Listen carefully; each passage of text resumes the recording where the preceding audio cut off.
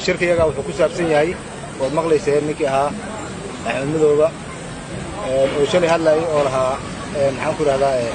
ciidamada xoogga dalka Soomaaliyeed ee maamulada hadda ku sugan gobolka dhamaantood laga soo qaadan lahaa maqlayseen waa wixii ay dadka shacabka sheegi jireen waa wixii xog ah oo soo bixi jiray oo dhab ah oo shalay afkiis ka qirtay oo maqlayseen laakiin anaga waxa iyaga wax dib nagu haya maanta waxaan ku sugannahay gobolka Gadow xur ah oo toddoba degmo oo xalaal ah haysta waxaan ilaahay mahadi maamulada degmooyinka maamulada maxaan ku raahdaa gobolka saraakiisha ciidanka inta badan isku xiriiriyay shacabka Soomaaliyeed ee reer Jubbaland oo hadda gaar ahaan gobolka Gadow inta badan isku xiriiriyay taas ilaahay mahadi ah wax walwal cabsi oo tanayada maxaan ku raahdaa maanta naga haysto inuu dadkan burbur iyo kala shaki inuu dhex galana cidlo looga maqba waxaan u aragnaa ninkaas inuu iska hadlay waana caddahay inuu iska hadlay waxaana cad Axmedooba markuu hadda tagay xamar oo heshiis u galay lahaa inuusan heshiiskaas uusan ka suurtagelaynin annaga way noo caddeed heshiiskaas inuusan ka suurtagelaynin way noo caddeed waa aragteen ninkaas inta midab uu leeyahay waa aragteen inta jeer oo hadda Facebook la soo dhigaa asagoo xirran ah la soo dhigaa asagoo waxaa la soo dhigaa madoweysa marsaday oo maxaan ku raahdaa dhalinyaro u eg haddii intaas soo jinsiyu leeyahay ballanta lala soo galeen hadda wuu ka baxay oo dowladda Soomaaliya iyo dowlad goboleedyada dhammaan uu la soo galeen wuu ka baxay waxaa kaloo arkaysaan oo hadda shalay aad u farxuma oo shalay uu ku tilmaamay raggii meesha fadhiyay oo waa heer gobol iyo heer degmo uu lahaa oo meesha fadhiyay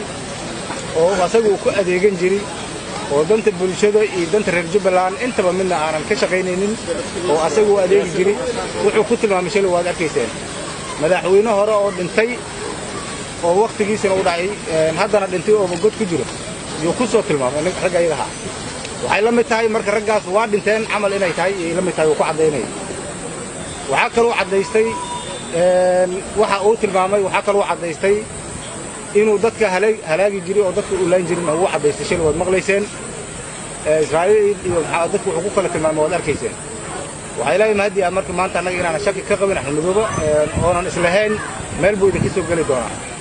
waxa cad oo anaga aan isku hubnaa oo rabnaa inaan sameeyno hadii la raali ka noqdo oo shaki aan noogu jirin oo cid naga leexin karta aysan jirin xildhibaanaha gobolka Gadow iyo xildhibaanada kale ee Jubbada Dhaxaba waxaan u diyaarsanayn inaan isugu keeno gobolka Gadow oo ku doorano waxa kale oo wadnay xildhibaanada Jubbada Hoose haddaba xiriiran ku waa wada hadalnay xildhibaanadii odayaasha dhaqanka oo Jubbada Dhaxada hoose degnaa waxay rabeen inay imaadaan gobolka Gadow dhammaan xildhibaanada waxa la rabay in lagu doorto meesha la yiraahdo gobolka Gadow 16 kursi oo dawladda ay ku ogeed oo la soo mariyay halkan oo inta soo martay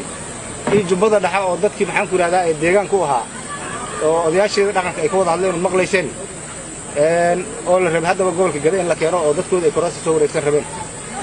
hadda maanta asaas ii cadeystay inaysan adli ahayn Kismaayo ina wax la doortana uusan diyaar u ahayn asaa cadeystay dadka deegaanka waxay diyaar u yihiin in maxaan ku raahdaa doorasho xor iyo xalaal ay dhacday diyaar dadku yihiin waad arkaysay madaxweynihii Soomaaliya oo la lahaa ama dib u dhigaa oo mucaaradka oo dhan ay lahayn waqti ama ku darsadaa la lahaa wuu soo dadejiyay doorashada wuu soo dadejiyay hal maalin lagu daraayo yiri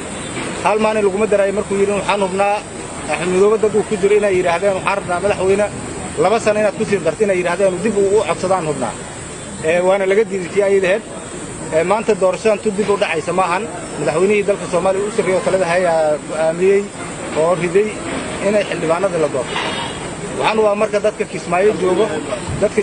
Jubbada Dhaxa joogo dadka reer Gadow xildhibaanadooda halkan isugu wada imaan doonaan Axmedooba hadii waqtigaaba ka dhacay oo hadda nin waqti haysta muusan ahayn waxaana lagu dooran doonaa gobolka Gadow oo xor ah oo xalaal ah oo cid laga hor istaagay aysan jirin oo la rabo dadka in la isugu keeno waxaan hubaa oo ka hor istaagi doonaa oo cad dadka Axmedooba uu dawada ka wada oo Kenyaatiga oo hadda Kismaayo joogo dadkaas ma imaan doonaan laakiin dadka Soomaaliyeed oo xalaasha ah oo reer Jubbaland ah oo inay wax si sax u dhistaan raba inaan keenan diyaar u nahay way imaan doonaan hadii la raali ka noqdo waxaan gobol dhigaynaa xarunta gobolka Gadow Garbaarey waxaan rabnaa oo u diyaarinaynaa cid kasta oo kuraas ku leeyahay halkaas inay la imaado kuraasteeda xalaal leh xarunta gobolka oo ciidamadii dawladda Soomaaliya ay ku sugan yihiin oo amniga sugu lahaa haddana aan rabno inaan ciidamada geeyna amnigeedana si buuxda u sii dhigno u sameeyno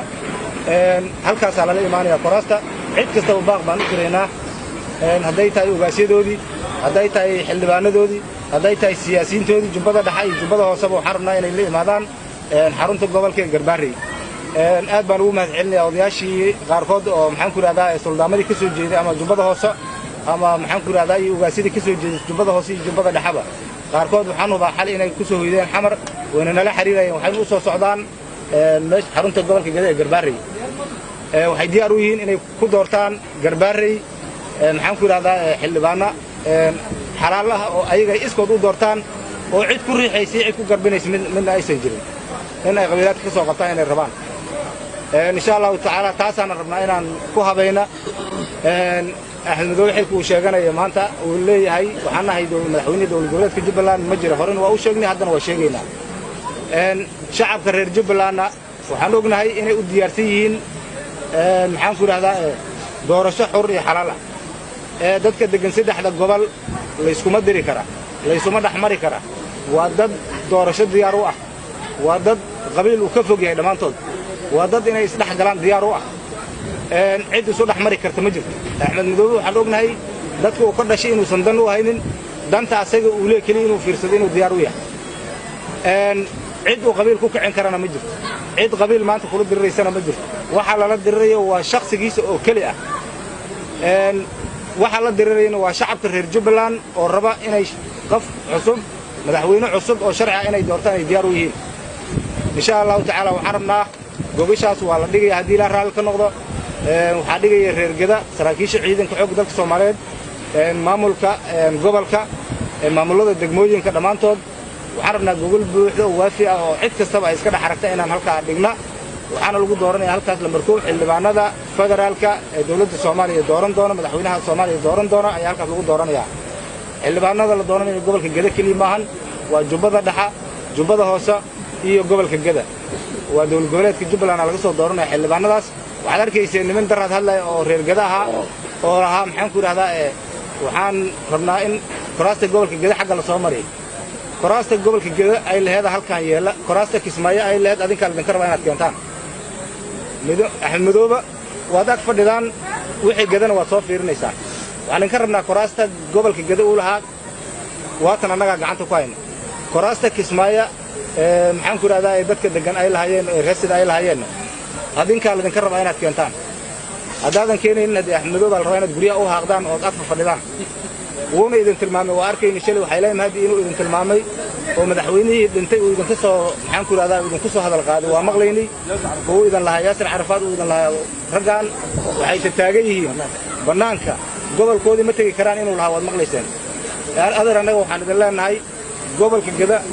degmooyinka hadda aan joogno niman shabaab ah waxay sheegtaan inay degmada Dolo amal gudoomiye ka yahay oo tuulo barwaaqo jooga balaxa amal midba gudoomiye u sheeganay wuxuu joogaa Gadoondhow Garbaharey amal midba gudoomiye u sheeganay wuxuu joogaa xeel cadda meel ilaal anaga kuwaas ay nolol mid yihiin gudoomiyaha iska sheegteen ama gobol ama degmooyin ha sheegteen shabaabkaas ay nolol mid yihiin waxayna joogaan Kismaayo waxaan ilaahay mahadi ah inaysan maanta soo gali karin gobolka Gada inaysan soo gali karin hadday imaadaan lagu gacana laga xiriir lama dilaaya halkay ka imaadeen lagu celinaya qof imaan karo isku soo haleyn karana ma jiro waxay u qaylinayaan oo leeyihiin kuraasta gobolka Gada hala keenana waxay rabaan inay yiraahdaan maxaan ku yiraahdaa inay ayaga kaliya isku soo celiyaan dadka Soomaaliyeed ay meesha maxaan ku yiraahdaa ku ajaraan wixii ayaga waa dhamaadeen reer Gada waa isku tashteen reer Jubbaland waa isku tashteen waxay diyaar u yihiin madax cusub madaxweyne Jubbaland in la doorto waxay diyaar u yihiin maamulo cusub in la doorto maxaan ku yiraahdaa reer Jubbaland waxaan rabnaa marka waxaad maqlayseen Axmed Madoobe shir council inuu ka hadlay dadka waxa wanaagsan inay maxaan ku yiraahdaa xasuus leeyihiin Axmed Madoobe 9 sano wuxuu xukumay asaga meesha la yiraahdo maxaan ku yiraahdaa Jubbaland wuxuu ku xukumay 9 sano way soo baxday waxa soo baxay waqti 6 sano laga joogaa soo baxday maxaan ku yiraahdaa councilki oo hay'adihii UN-ka fanka ay ku bixin laayeen dhaqaalihi ay ku bixin laayeen miiska ay soo saareen degmooyinka la councilka in laga qabto waxa kamid ah degmada Luuq Doolow Badxaawi Garbaharey asaga joojiyay waxa joojiyay Axmed Madoobe iyo Maxamuud Darwiish ayagu isku dhaceen Darwiish wuxuu go'aansaday in la qaado oo maxaan ku yiraahdaa councilka la dhiso Axmed Madoobe iyo Cabdirashiid iyo waxa diiday iyo Maxamuud waxay yireen dadka hadday is doortaan oo maxaan ku yiraahdaa UN ay lacag ku bixiyaan hadii degmada councilka markuu soo gala waxa dhaqaale badan ku baxay maamulka meesha ka shaqeynaa mishaari uu noqonayaa odayaasha dhaqanka oo doorashada galay ama councilka sameynaya waxay helayaan maxaan ku yiraahdaa fan badan ku baxay arrintaas dadka day is doortaan ayaga noqonaya maxaan ku yiraahdaa dad isku kalsoon waxay la xiriiraan waxa ka jira maamulka gobolka oo markaa u dhisan dad gaar maxaan ku yiraahdaa waxay noqonayaan isu xukuma gacanta Axmed Madoobe uu ka baxaya gacanta Maxamuud uu ka baxaya tii Cabdi markaa uu ka baxaya inaysan gacantooda ka bixin u joojiyeen ayagoo dhaqaalihii badnaa meesha ay UN-ki soo saareen way joojiyeen wax doorasho oo dhacaya oo council oo la geenay ma jireen darwiish ayagoo isugu dhaxay waa ognahay annaga Kismaayo tagnay xaajada meesha ku galnay waa ku kala dhintay darwiish ayaga marqaatiyo ka yaad uu ka hadlay dhowr jeer uu ka hadlay darwiish barnaamijkaas waxa diiday waa nimankaas uu lahaa councilka asaga oo waqtiga hore ay diideen maanta leeyihiin waxaan geenaynaa gada cid la qaldayaa waa عند القلدة يا واي مدد مساكين دد عن وحبك ورمين أو عرور أمي ولا وح لو شكين يا هذا الكونسل إن لك أنا لما ربعدين الربين لك أنا وقت هراي كين اللي هيرجع وقت هروح الجوجو دي ذا يجي وحد مغلي سنة إحنا دوبين ولها مشاريع اللي بحية ودن جدا جينين ولها ورجدا أساق دومين مشاريع وموسن أقلين جديد وموسن أقلين نغارو وموسن أقلين إن دكتور سوكعان وموسن أقلين واحد دومين أساقوه waxay dadka ku kaceen oo u diideen waa mashaariicdii iyo horumarkii iyo dhaqaalihii wixii oo dhan uu ka joogay oo kala diray dadaan waxba garanaynin oo waxba fahansaneen oo asaga uu gacanta ku haya oo asaga uu magacaabay oo haday hadlaan uu bedelayo meesha geystay adeer marka reer gada iyo reer Jubbaland way kaceen way diyaar garoobeen waxaan rabnaa insha Allah inaan dhisana xildhibaanadaas la doorto kadib waxaan sameyn doonaa madaxweyne Jubbaland oo sharci ah oo la leeyahay oo dadka Soomaaliyeed ee reer Jubbaland oo iska dhaxarkaan xildhibaano reer Jubbaland oo la wada leeyahay dastuur la wada leeyahay calan la wada leeyahay intaas la rabaa in la sameeyo oo gobolka Galmudug dadka isugu yimaadaan siyaasiyiinta qurbo joogta dhamaantood waa la hadalnay siyaasiyiinta maxaan ku raahdaa hore oo xilku ka dhacay oo reer Jubbaland ama reer federaalka oo dhan waa la hadalnay dadka saddexda gobol degooda dhamaantood waa la hadalnay waxay u diyaartihiin inay is xukumaan inay is doortaan inay gogol dhigtaan inay isu yimaadaan meesha la isugu imaadeen waxay noqon doontaa gobolka Gado oo xalaal ah kulay Axmed Madoobe waa tagayna uu lahaa wad maqlayseen ayaan dhawad qoraq uu ku xanqarsaday wuxuu lahaa garbaari ciidamada joogo waa ciidamada bariir alma way tagi karaan waqti hore uu yiri sida ay waa ninka waxa ku fikiray hadda ciidamada dawladeeda jooga xataa aan lahayn ciidamada bariir ala Gado jooga yuulay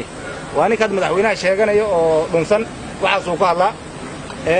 asaga oo aan la haysanin oo wax xukuma Gado oo shacabka xataa u galihiin yu iimaan waa hadda maamulo maxaan ku asaga aan ku xirneen madax asaga aan ku xirneen shacab asaga aan ku xirneen ay joogaan inuu sin iimaanin asna oo og yahay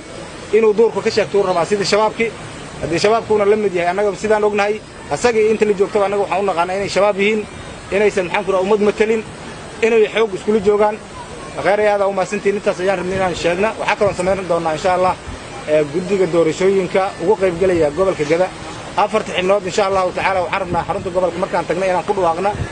waxaan u gudbin doonaa markaan qorno oo saxiixna dawladdan u gudbin doonaa xibnaha ayaga ah waxayna dooran doonaan xulitaanka baarlamaanka ay xuli doonaan si sax ah insha Allah ta'ala u diyaarin doonaan waxa kale waa 12 xibnood sida aan qiyaa maxaan ku raadayay nolol sheegay saddex maxaan ku raadayay dawladda federaalka ay ka soo galiyaan dawladda magacaabaysa dhamaan waxaan leenahay siyaasiyiinta reer Jubbaland odayaasha dhaqanka reer Jubbaland gobasha Gado waa fidsan tahay maamulkeedii iyo saraakiisheeda dhamaan waa idin sugayaan ka soo qayb gala gobashan salaamu calaykum wa rahmatullaahi wa barakaatuh